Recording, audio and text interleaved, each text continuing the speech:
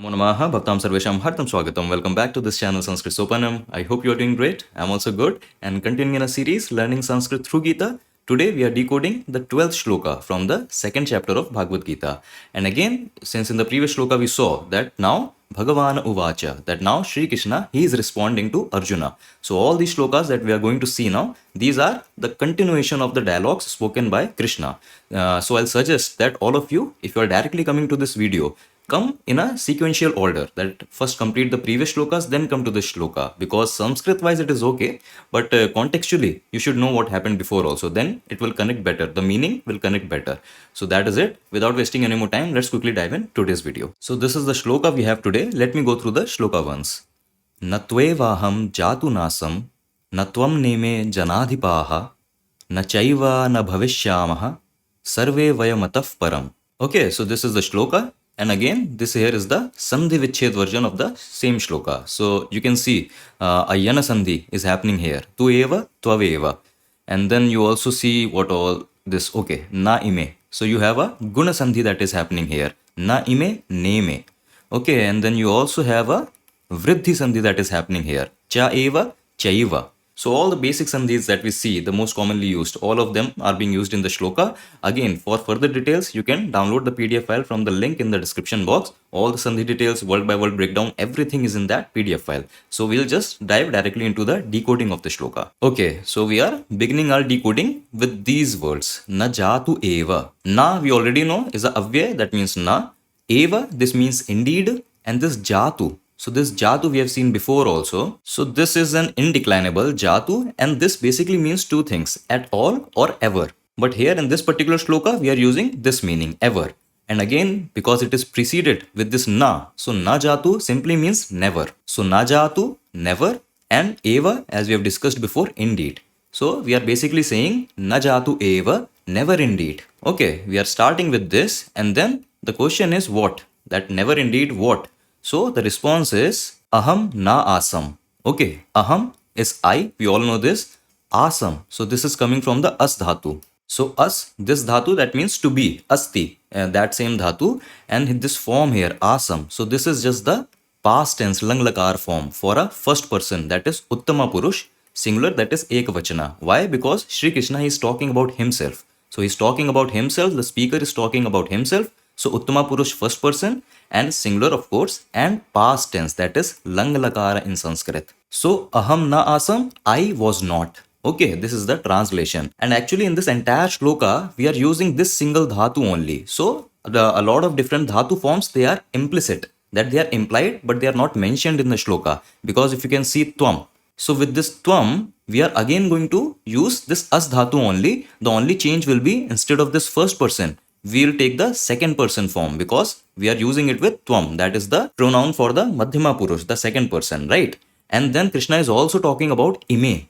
Ime is they all. Okay, so he's talking about third person plural. So again we will take use of this dhatu as dhatu only, but there we will take the third person plural form of this. Okay, and further in the shloka also, bhavishyamaha. In a first look, you may think that this is coming from bhu dhatu, but the future tense, the lit lakar form of as dhatu is also bhavishyamaha. So this future tense form, this is common for both bhu dhatu and as dhatu. Okay, so bhavishyamaha, we all will be. So that is also coming from this as dhatu only. Okay, but anyways, what we are starting with is na jatu eva, that never indeed aham na asam, I was not. That is what Krishna is telling Arjuna. And again, punaschikim, that what else? So now he is saying tvam na asihi, that you were not. Okay, so this asihi, as I just mentioned, that this asihi is also coming from the as dhatu, lang lakar form only. It is just the madhyama purusha form. So never indeed, na jatu eva, aham na asam, I was not,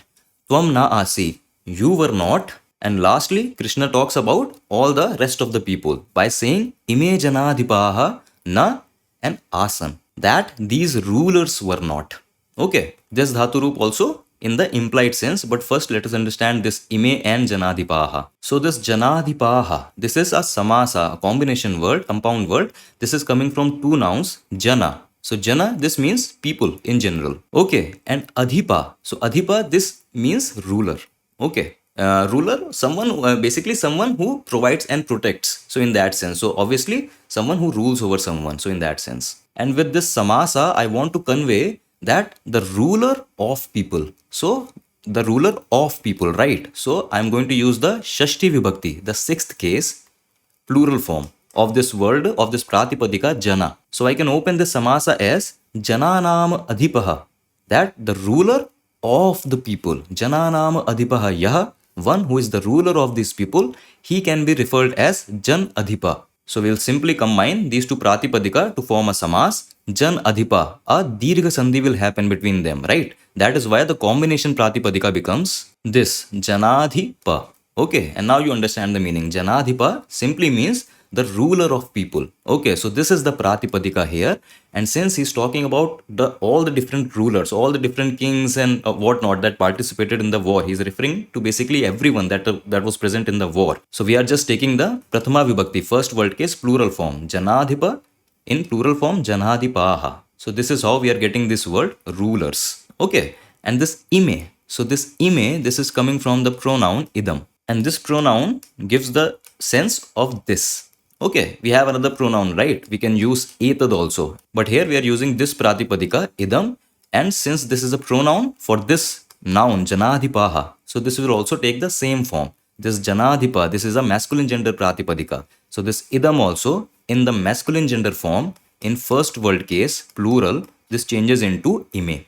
Okay, that is what you see here. So together the meaning becomes ime janadhipaha, these rulers. Okay, so with this, Krishna is basically referring to everyone present in the war, and not necessarily only the kings who have come in the war. Basically, only the kings, he is mentioning them as exclusively, but by this he just mean all those who are present in the war from the Kaurava side and from the Pandava side. Ime janadhipaha, these rulers were not. Okay, because again he is following the same chain of thought. I was not, you were not, these people were not, in that sense. Okay, so that is what we have here in the first line of the shloka.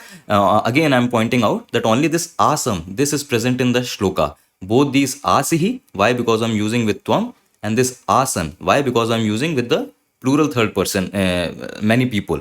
So these all asihi and asan, they are implied, implicit verb form. That is why I'm writing them in the parenthesis, in the bracket. Okay, but the meaning becomes na jatu ev, never indeed I was not, never indeed you were not, or never indeed these rulers were not. So basically he's saying that there was never a time in the past, there was never any time, there was never any age, any era when I, you, or all these people, they were not present, they did not exist. So that is what he's saying, Krishna, here. And we will talk about the spiritual logic behind this statement, but first let us complete the entire shloka. So now Krishna is saying cha na eva, cha and na, again na, eva indeed. Okay, basically it translates as and nor indeed. Okay, it is like a combination that neither in the past nor in the future. That is what he is going to say. So it is in that combination, neither or nor. That is why the translation for this na I am changing as nor. Cha na ev and nor indeed vayam sarve.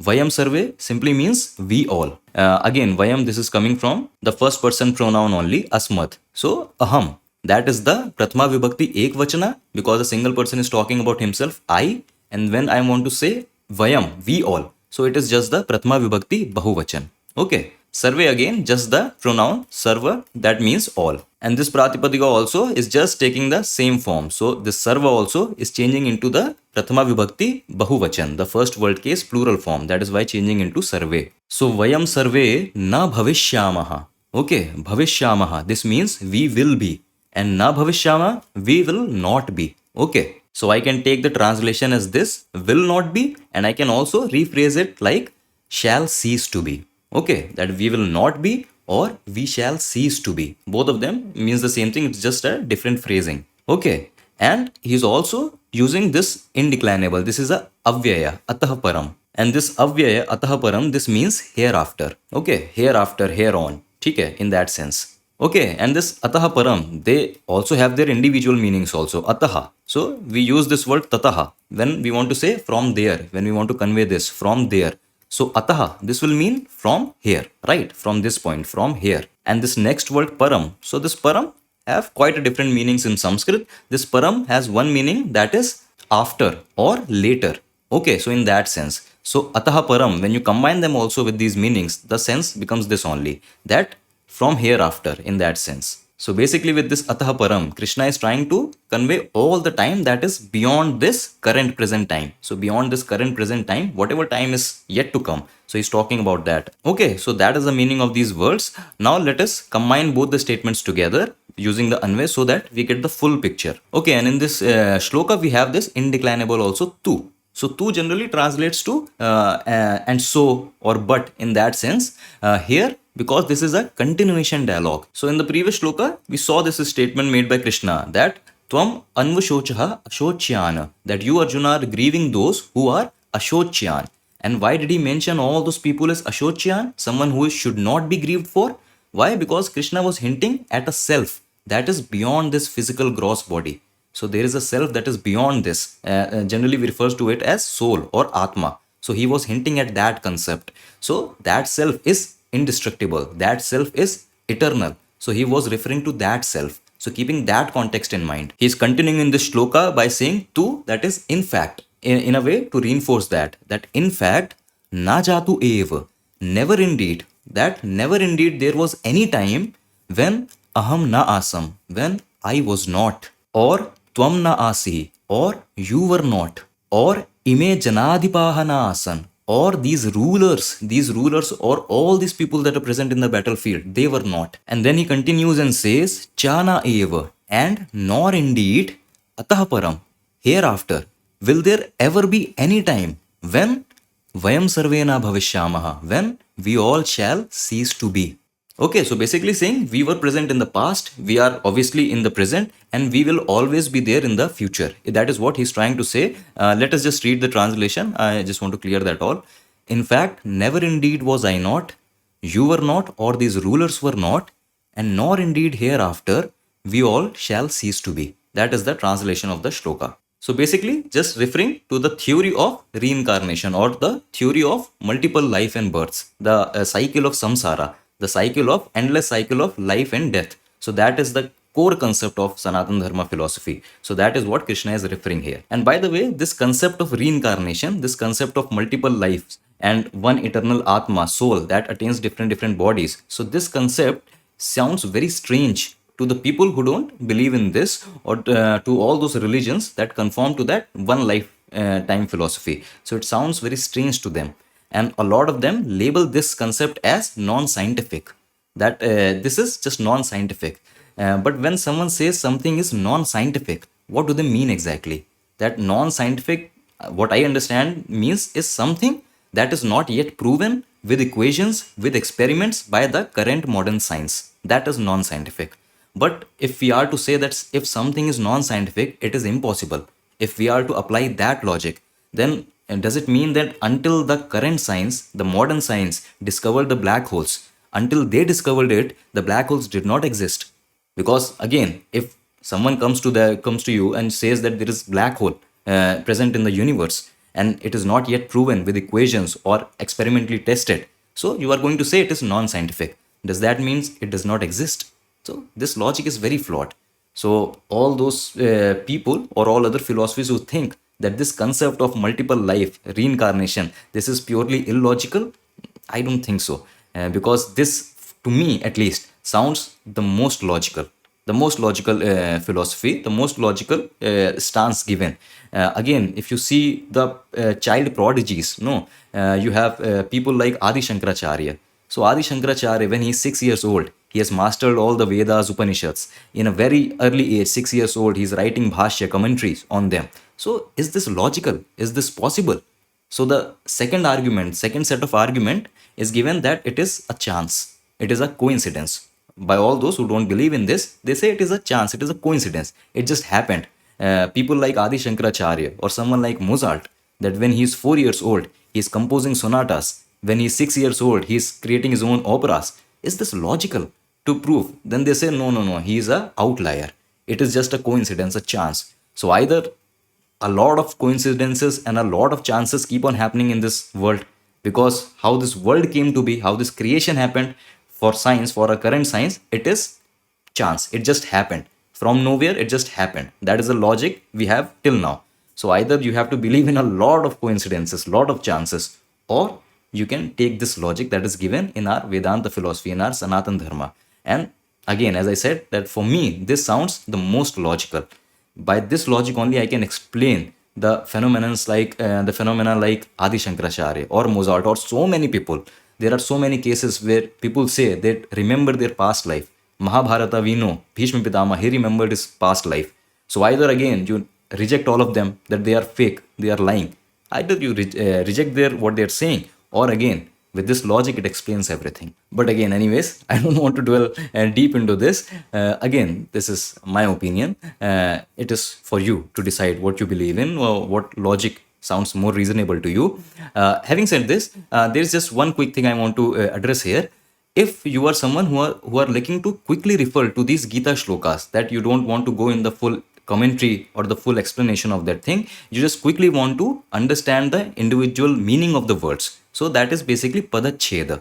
That by doing padacheda, you get the individual words present in the shloka. So if you are someone who's looking for that, just the individual words of the shloka arranged in a proper logical order, that is Anvaya. If you're looking for that, so Gita Press have this book, the Bhagavad Gita, along with the Padached and the Anvaya. So you can refer to that book if you quickly just want to refer to a shloka. And there is another way, that if you can use the Gita Super site. So basically this site, gitasupersite.iitk.ac.in. I've talked about this site before also. In this site, you can choose this English translation by Swami Sivananda or the English commentary by Swami Sivananda. So you will get the same thing, that all the individual words that are broken down with its individual meanings, and then you can get the simple translation also of the shlokas. Okay, so I'm just referring this for someone who just quickly wants to look at the individual meanings of the words present in the shloka and the Anvaya, the translation of that. So you can refer to these sources. But having said this, I think we have completed our video here.